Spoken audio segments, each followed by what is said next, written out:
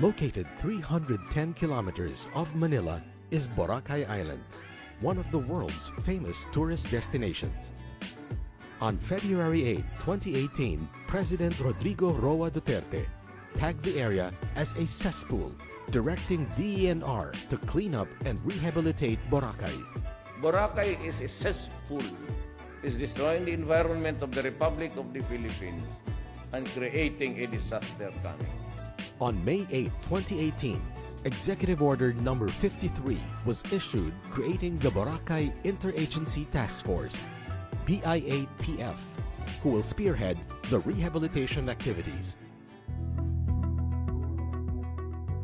On April 26, 2018, rehabilitation officially started with the following activities: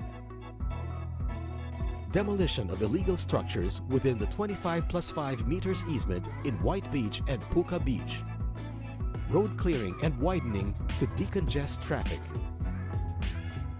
demolition of hangover structures along the roads in compliance with the 12-meter road easement, excavation of buried pipes. As part of the recovery of the wetlands, demolition of illegal structures was also initiated.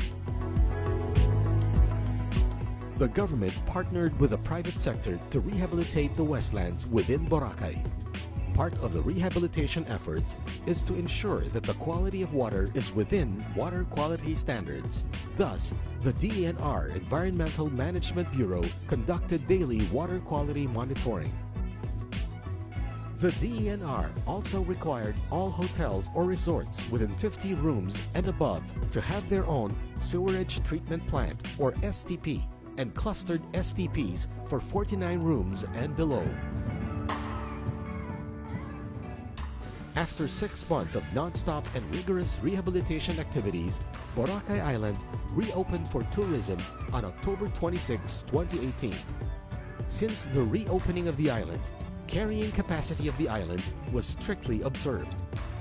As we approach the second year of the rehabilitation, the Boracay Interagency Task Force commits to sustain the gains and continue on with the efforts.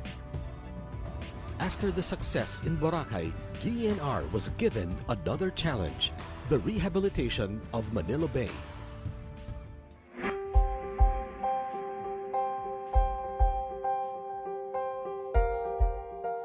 After a decade of government interventions since the issuance of mandamus, deterioration of the bay's water quality continued. Alarmed over the degradation of the bay, President Rodrigo Roa Duterte ordered Secretary Roy A. Simatu of the DENR and Secretary Eduardo M. Año of the DILG to clean up Manila Bay. Kaya sabi ko kay Roy Simato, si Jan Simato, pati si Jan Año, you start cleaning the Manila Bay. And it will be, they will start to clean it. The DENR, together with Secretary Año, Tourism Secretary Bernadette Romulo Puyat, and other mandamus agencies members, immediately convened all stakeholders to discuss the rehabilitation of Manila Bay. On January 27, 2019, the DENR led the launch of the Battle for Manila Bay, giving the green light for its rehabilitation. Immediately after the launch, the DENR and Laguna Lake Development Authority closed down airing establishments within the bay, which were found violating Republic Act 9275 Clean Water Act of 2004. Believing that local executives shall be the frontliners in cleaning up esteros that drain into Manila Bay, the DENR conducted dialogue with barangay chairpersons. This is also in preparation for the massive cleanup. On March 31, 2019, the Battle for Rivers and Esteros was launched with more than 16,000 people participating in the cleanup drives. The DENR continues to tirelessly work in the following areas. About 33% of the target 40,000 establishments were inspected as of November 28, 2019. Regular water quality monitoring in 18 selected river mouths and outfalls and 31 bathing beaches in National Capital Region. Region 3 and Region 4A is being conducted. Following the bay's rehabilitation in January, the coliform level in Agwawan Beach in Mariveles, Bataan significantly went down to 8 from 790 mpn, prompting the DENR to declare it swimmable on April 9, 2019.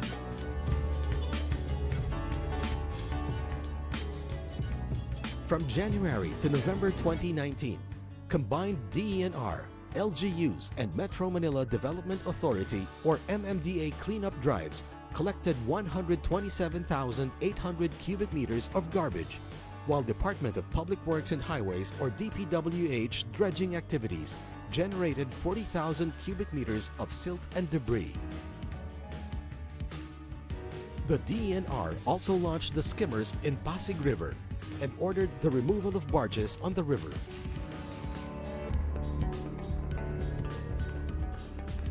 Delineation and demarcation of easement has started in 32 waterways in 3 regions. Survey and assessment of informal settler families living along waterways recorded 56,012 ISFs. 259 informal settler families from Estero de San Antonio de Abad and Estero de Magdalena were relocated in Caloocan City and Cavite City.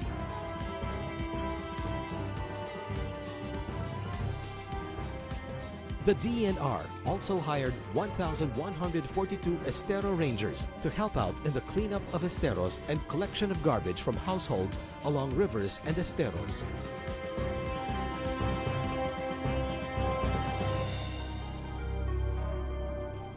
The DENR and its employees were directed to go out of their offices to help in the cleanup of esteros, as well as conduct information, education, and communication campaign to heighten awareness and encourage participation in the rehabilitation of Manila Bay.